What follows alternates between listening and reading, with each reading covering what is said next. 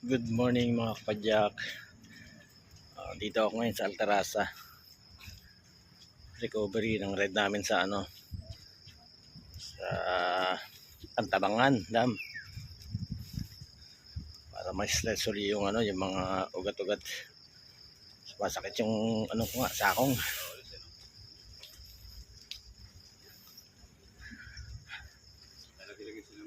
Yeah. Dami nagja-jogging. Parang iba yung plano.